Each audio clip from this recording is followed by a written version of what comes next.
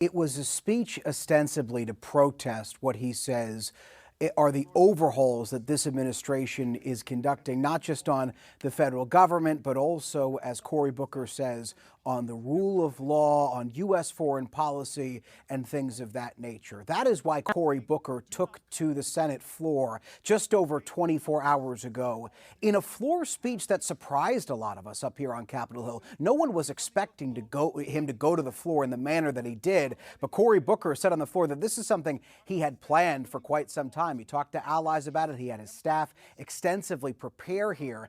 And he's now spoken for more than 24 hours and 18 minutes. That's what breaks the record. And it's notable here, Lindsay, in the way that Cory Booker, what he was addressing as he broke the record. He was talking about Strom Thurmond, a former senator, a known segregationist who filibustered the Civil Rights Act. That's how Strom Thurmond obtained that record of 24 hours and 18 minutes, which Cory Booker, a black senator, has just broken, Lindsay. So he said that he's not quite ready yet, but once he ultimately does wrap up, then what?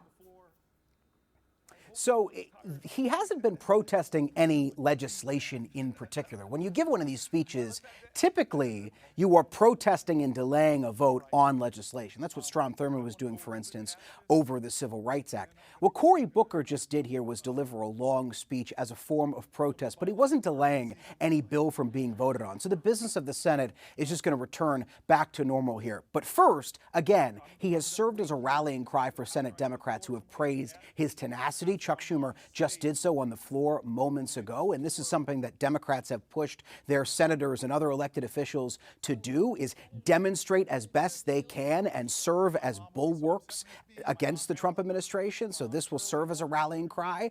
But in terms of what happens next, the Senate floor returns back to normal. And Cory Booker, we assume, will sit down because he's had to stand for this entire 24-hour plus period. And also, Lindsay, he has not been able to leave the floor to do things like eat or drink or go to the bathroom. Jay O'Brien, our thanks to you as always.